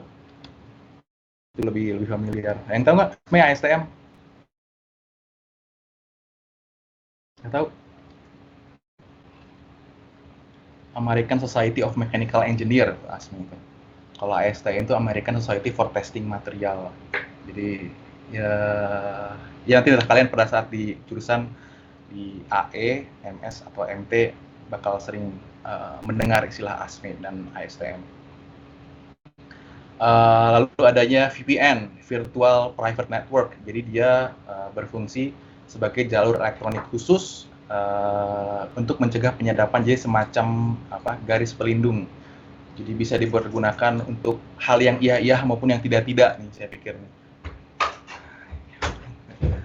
Jadi untuk VPN tuh kalau ITB juga pakai sih, ada VPN ITB. Jadi tujuannya untuk proteksi proteksi data yang di ITB supaya tidak bisa diakses sembarangan oleh orang luar sebetulnya gitu. Tapi juga bisa kalian gunakan untuk melindungi diri kalian gitu, saat kalian surfing di internet. Nah itu, jadi kalian bisa melakukan hal yang iya maupun tidak di situ. Itu tergantung kaliannya aja lah. Oke, lanjut lagi. Garing lagi ya. Oke, selanjutnya itu teknologi lain yang awal-awalnya untuk sebelum ke Bluetooth ini dulu kita mengenal istilahnya infrared. Jadi kita menggunakan gelombang inframerah. Kekurangannya itu jaraknya sangat terbatas. Lalu kemudian berkembang menjadi teknologi Bluetooth. Jadi dia menggunakan gelombang radio juga. Diambil dari nama Raja Denmark, Harald Blatland. Ada yang tahu nggak kenapa dia disebutnya Bluetooth? Si Harald ini. Dan kenapa dia dipilih? Kalau yang dengar Kak, ini penamaan Bluetooth itu karena yang penemunya ini sekedar tahu saja. Hah, gimana? Sekedar tahu gimana? Ini yang penemunya Bluetooth ini ada dia berikan nama tapi terkena copyright jadi ya ambil Bluetooth saja. Oh gitu. Kalian pernah Kak nonton? Tapi nggak tahu ya benar atau tidak itu. Ada yang tahu nggak ceritanya ini si Raja Harald Blatland ini? Kenapa dia dipilih? Giginya jelek bukan sih Pak? Ya betul. Karena giginya tuh. Karena dia tuh suka makan blueberry itu, warna giginya jadi warnanya biru. Makanya literally Bluetooth itu sebetulnya dia tuh. Nah, kenapa dia dipilih? Karena dia itu Raja Denmark, tapi dia bisa menggabungkan Denmark dan Norway pada masa itu tahun berapa ya? 1900-an. Jadi dia menaklukkan Norwegia, jadi dia menggabungkan Denmark dan Norwegia menjadi satu kerajaan. Gitu. Makanya si Bluetooth ini secara filosofi diambil dari situ. Gitu. Makanya simbolnya pakai simbol huruf runik nih. Kalau kalian apal nih rune Skandinavia ini. Simbolnya. Nah, Bluetooth ini dia mempunyai kelebihan selain memiliki cakupan sinyal yang lebih besar, tapi dia juga dapat memfasilitasi komunikasi beberapa perangkat elektronik di saat yang bersamaan gitu. Jadi misalkan kita punya istilahnya personal area network, ini terhubung menggunakan Bluetooth satu sama lainnya. Jadi misalkan ini headphone saya ini terhubung dengan komputer saya menggunakan Bluetooth, atau misalkan kalau kalian ada yang menggunakan speaker atau printer dan lain sebagainya, sekarang sudah ada yang menggunakan Bluetooth juga. Tapi jadinya memang dia tidak terhubung secara network ke internet ya. Jadi hitungannya masih LAN lah di lokal area. Dia hanya terhubung dengan si sistem yang ada di dalam dirinya sendiri gitu. Nah, untuk teknologi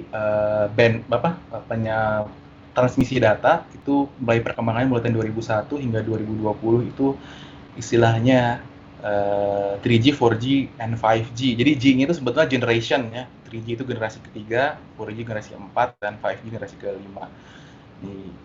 Di tahun 2001 masih rendah sekitar 384 kbps, tapi kemudian di tahun 2009 langsung melonjak menjadi 200 megabit per second. Dan sekarang di tahun 2020 diklaim sudah mampu mentransmisikan data hingga 5 gigabit per second.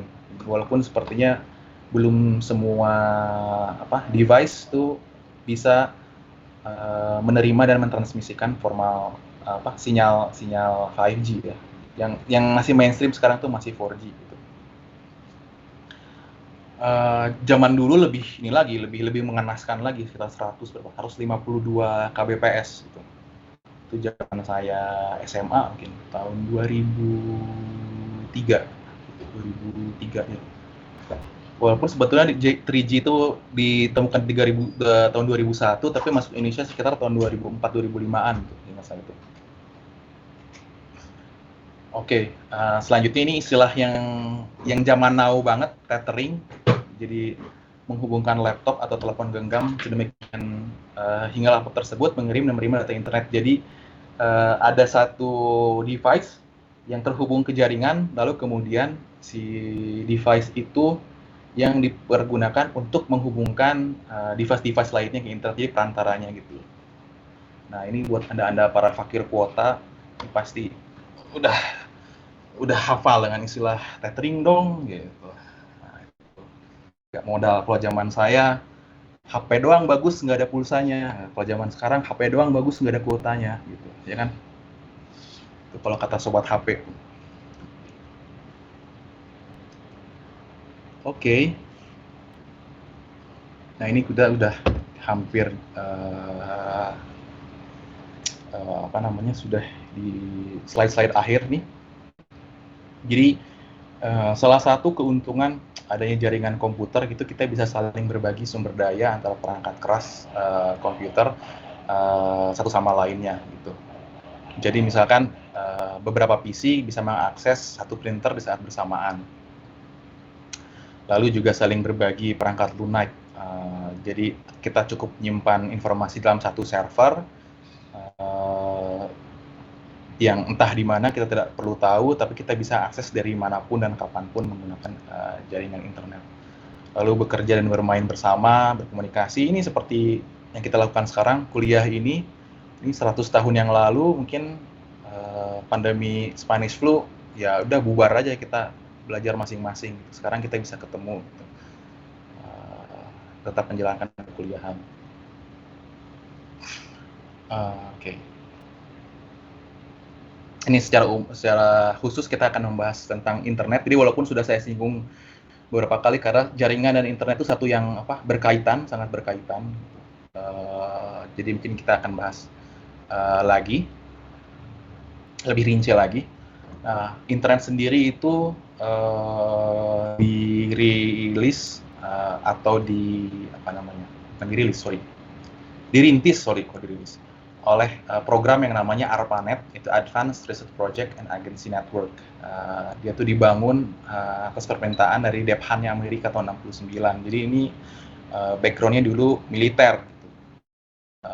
Dan digunakan sebagai protokol peer-to-peer yang kemudian dicontoh dan berkembang hingga sekarang, walaupun si ARPANET-nya sendiri bubar tahun 90. Jadi sama seperti banyak teknologi lainnya tuh awal mulanya tuh aplikasinya di teknologi militer.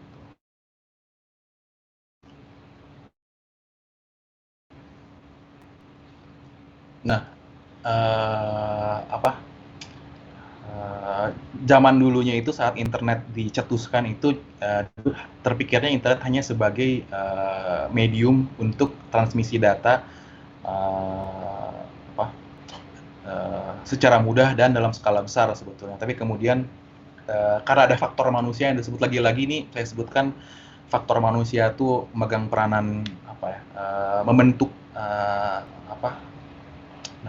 semacam cultural influence. Jadi internet itu sekarang menjadi sesuatu yang bukan hanya medium tapi menurut saya something cultural juga lah. Itu bagian produk peradaban kita zaman sekarang lah. Jadi bisa menghubungkan akademisi, peneliti, pemerintah satu sama lain, dan tidak ada entitas yang mengontrol internet itu sendiri. Jadi dia dunia rimba yang sangat bebas gitu. Ya ini contohnya, nanti kalian bisa lihat sendiri lah di How Does Internet Work gitu. Dibilang ini, walaupun ini gambarnya, ini nggak tahu nih, gambar tahun 2005 nih kayak tebakan saya nih.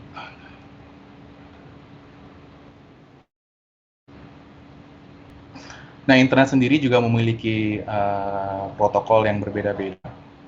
Jadi ada TCP atau IP, singkatan dari Transmission Control Protocol atau Internet Protocol. Dia secara hakikat dia tuh merupakan bahasa dari internet tersebut dan memungkinkan komunikasi antar jaringan. Jadi kita sebutkan, saya sudah ceritakan sampai berbusa-busa sebelumnya bagaimana internet tersambung satu sama lain, tapi ternyata ada protokol atau aturan tersebut yang harus diikuti supaya dia bisa tersambung, tidak serta-merta tersambung.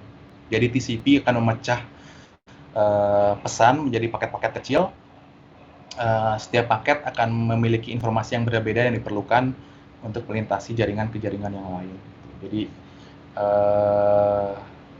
dia akan disassembly dulu, pesan dikirimkan akan di disassembly, lalu dikirimkan melalui jalur atau melalui jalan yang paling mudah untuk dia lalui atau dia jalankan. Nah, setiap komputer host itu sendiri akan memiliki IP yang unik. Contohnya di sini 123, 23, 168, 22, ITB itu 168 dan seterusnya. Itu ibaratnya alamat rumah kita. Jadi si IP address itu adalah alamat atau identitas dari si kita di dunia internet. Jadi kalau nggak ada IP address-nya ya nggak bisa gitu. Dan sebaliknya, kalian tuh bisa diketahui keberadaannya di mana melalui si IP address tersebut. Makanya salah satu gunaan dari VPN itu kalian bisa menyembunyikan IP address kalian. Gitu. Misalkan kalian ngakses di mana, di Depok, gitu. Tapi kalian menggunakan VPN seolah-olah ada di mana, di Amerika atau di Inggris dan sebagainya.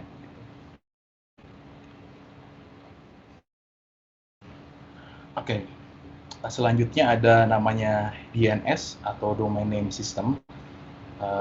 Jadi dia sebetulnya berfungsi menerjemahkan alamat IP menjadi suatu nama. Jadi sebetulnya sama-sama saja, tapi dalam bentuk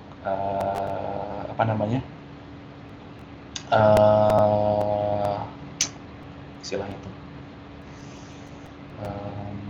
domain, dalam bentuk domain. Misalkan ada .edu, ada .com, .gov, .org, dan .id. Itu menyatakan si jenis-jenis DNS-nya dia. Oke. Ini juga sudah saya sudah diterangkan ya. Jadi untuk akses internet itu salah satunya sekarang itu yang paling umum menggunakan jaringan broadband 3G, 4G, dan 5G. Bisa menggunakan DSL, kabel modem, satelitis, dan high speed wireless tersebut. Lalu ada juga istilahnya ISP, Internet Service Provider. Nah, ini perusahaan atau entitas yang bertugas untuk menyediakan koneksi internet ke kita, masyarakat umum atau pelanggan, macam-macam. Ada di Indonesia mungkin ada Telkom Telkomsel dengan produknya masing-masing, misalkan ada XL Home, Telkomsel punya apa namanya, ISP 1 juta komplain tuh IndiHome tuh.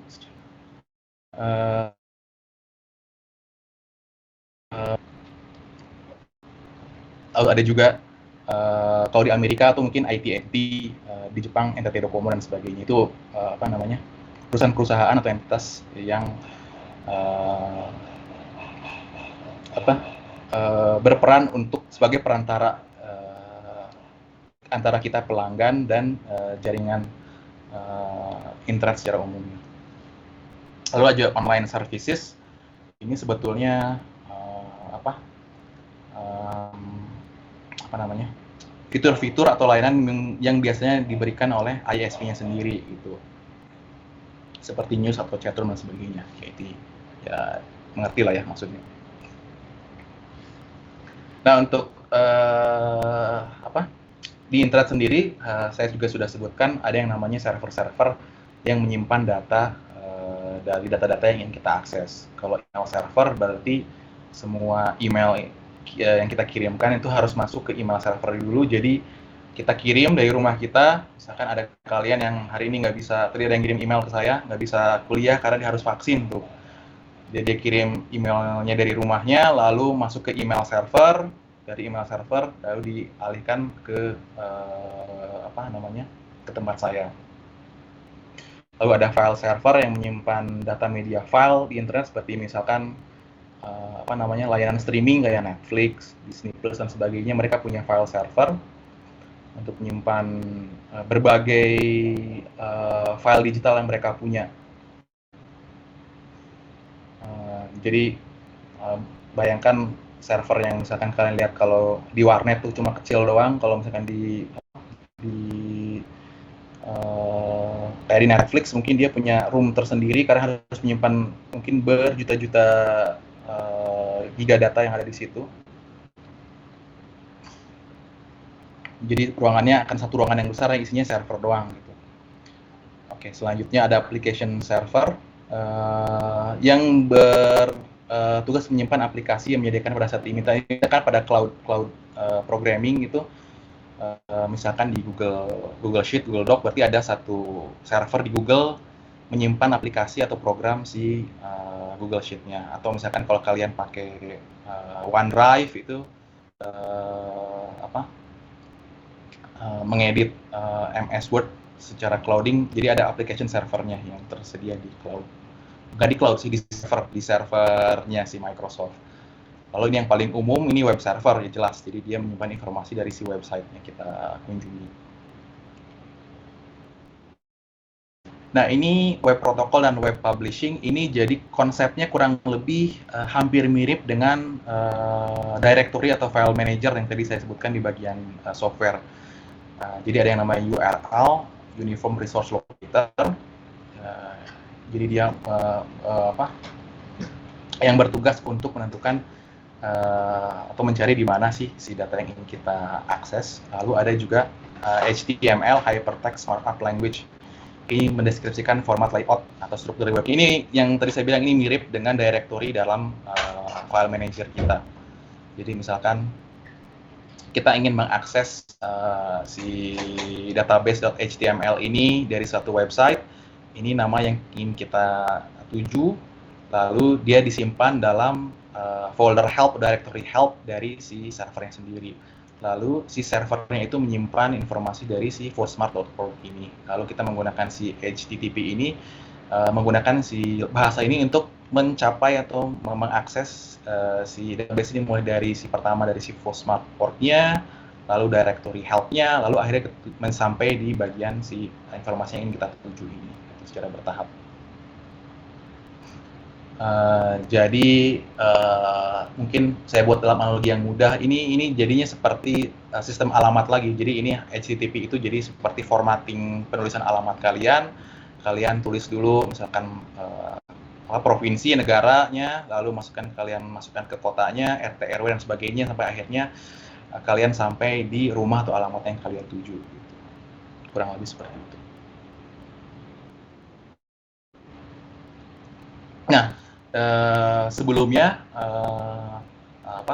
web service itu terbatas hanya dalam bentuk teks.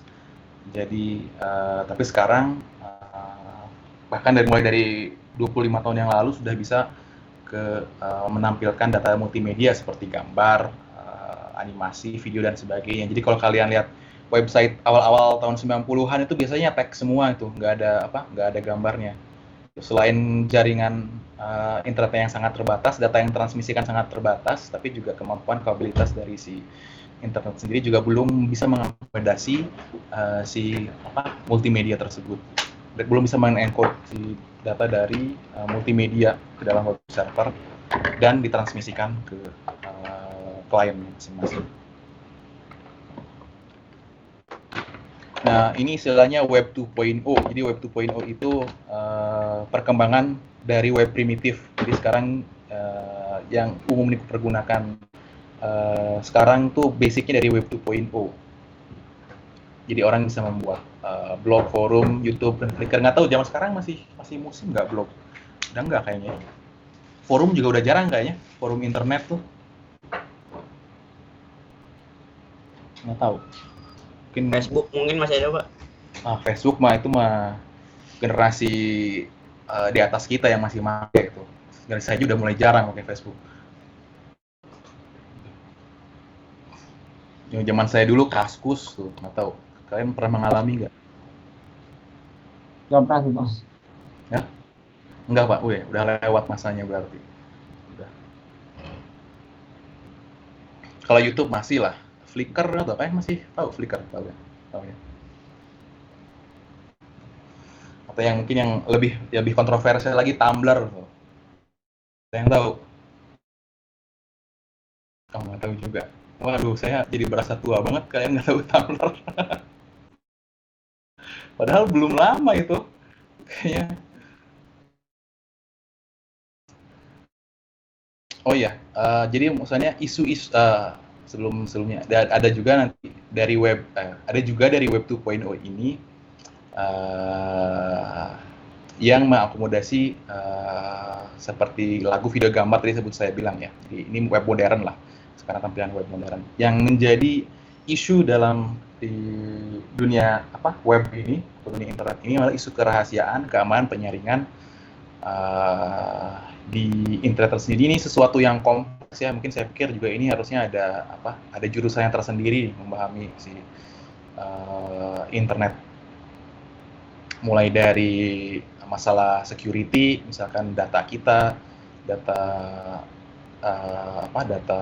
informasi pribadi kita yang konon sempat diperjualbelikan itu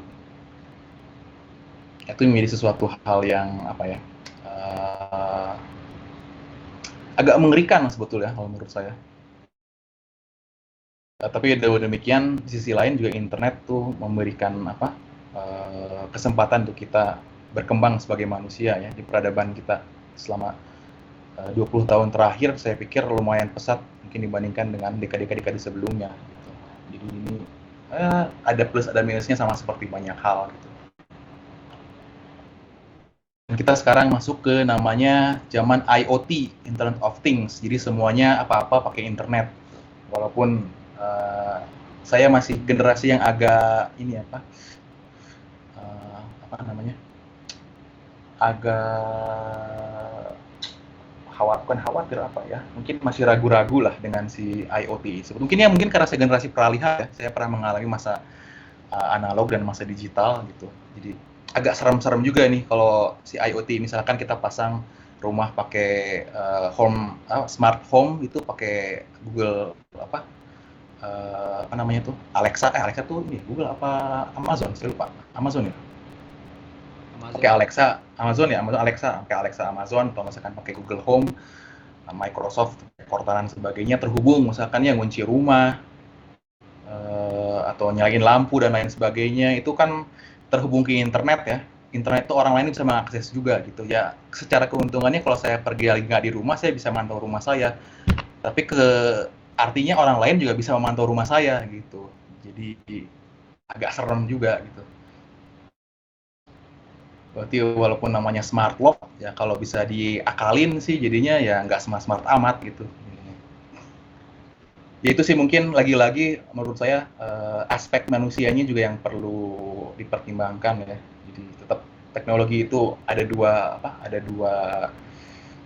aspek dari teknologi sendiri maupun dari manusianya. Banyak cerita-cerita teknologi yang gagal karena manusianya memang belum siap gitu.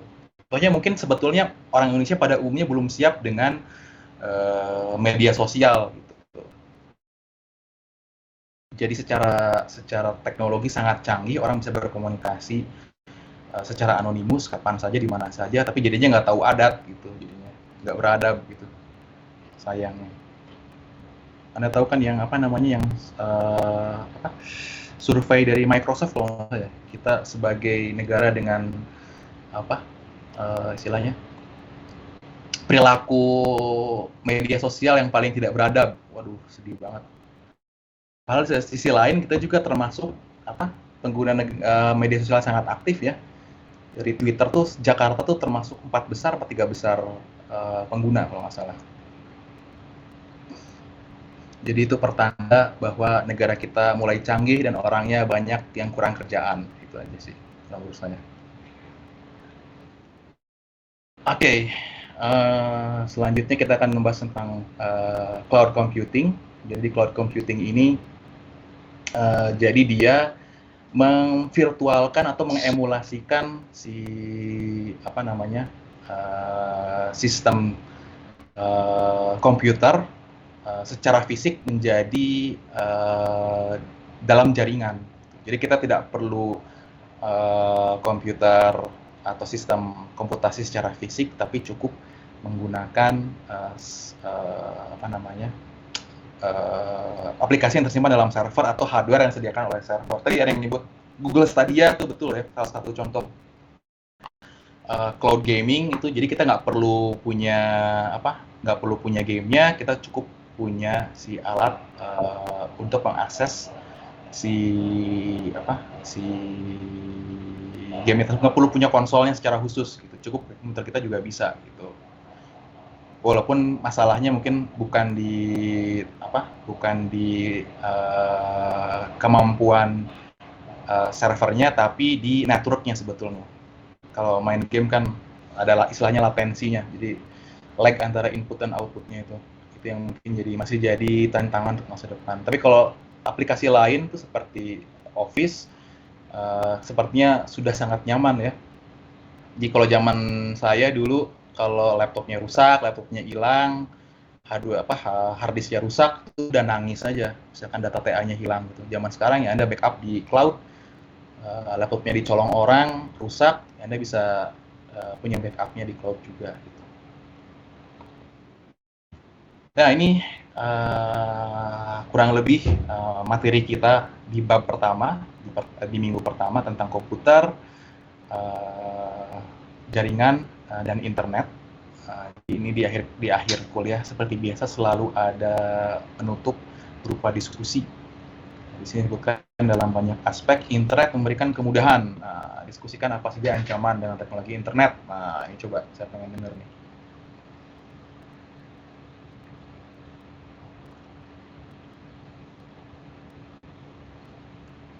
Gampang nih banyak.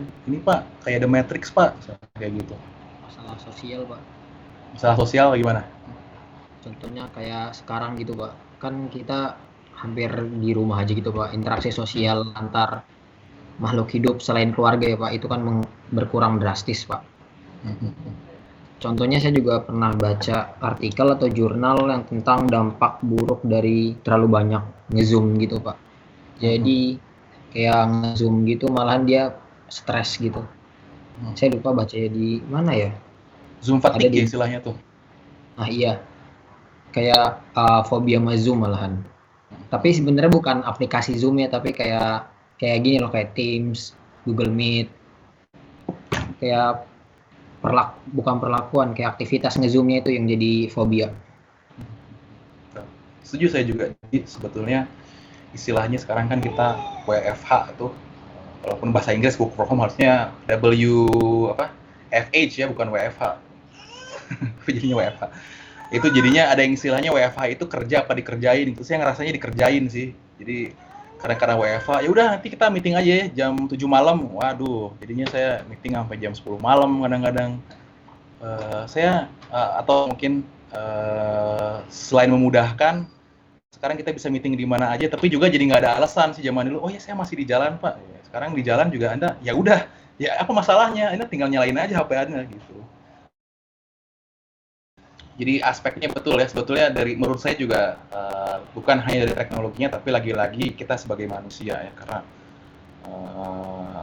yang uniknya itu ya kita manusianya. Gitu. Apalagi ada yang mau ngobrol lagi? Ya kita 2 menit lagi. Pak. Oke, silakan.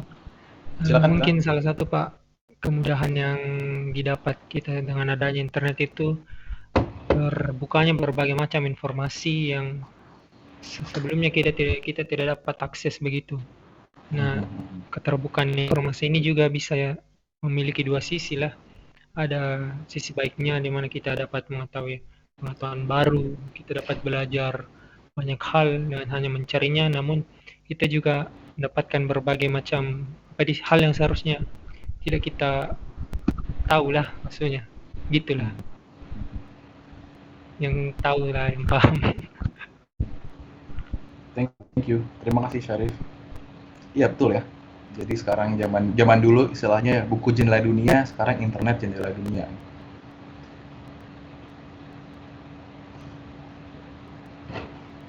Oke, ada lagi nih yang mau diskusi? Saya juga pengen ngobrol, pengen dengar dari Anda. Saya Pak. Yuk silakan. Dengan adanya internet itu kan internet kita bisa akses internet dengan anonimitas yang tinggi. Itu jadi bisa dimanfaatkan oleh para kriminal untuk melakukan kejahatan-kejahatan terkoordinir dari jarak jauh dengan sangat tepat gitu Pak. Ya betul ya, saya juga sepakat itu. Dan mungkin juga ada istilahnya sekarang, ada istilahnya namanya deep web kalau Anda tahu. Jadi deep web itu internet yang tidak bisa dicari menggunakan search engine biasa gitu. Jadi itu lautan yang sangat dalam, yang dimana isinya tuh udah nggak karu-karuan lah gitu. Jadi hanya orang-orang tertentu yang bisa mengakses ke situ menggunakan piranti lunak tertentu. Di situ macam-macam tuh, ngeri itu. Mulai dari perdagangan narkoba sampai perdagangan manusia mungkin ada di situ. Benar-benar nggak ada ininya nggak ada pengaturannya. Pernah denger nggak istilah deep web kalian? Pernah denger ya? Pernah. Jadi kalau diibaratkan tuh seperti lautan tuh ada lautan yang ada cahayanya, ada lautan yang udah nggak ada cahayanya. Itu deep web tuh kayak lautan yang udah nggak ada cahayanya, udah nggak jelas di luar situ. Oke, itu jadi pas ini materi kita untuk 1 minggu ini, bab 1 komputer, jaringan dan internet. Alhamdulillah sudah selesai. Terima kasih juga kalian sudah mengikuti kelas ini dengan baik. Ya walaupun saya juga nggak tahu apakah yang saya bisa lihat cuma yang on cam di depan mata saya aja. Yang lainnya mungkin ada yang lagi tidur, ada yang lagi ngapain. Ya ini realita zaman sekarang itu saya juga nggak bisa ngapa-ngapain. Ya udahlah, yang mau tidur ya monggo, yang mau kuliah ya silakan. Yang penting lulus aja lah saya mah. Itu kira-kira ya mudah-mudahan saya membawakan kuliah hari ini dengan menarik ya, tidak membosankan, walaupun capek juga ya 2 jam ngomong terus sekali berhenti.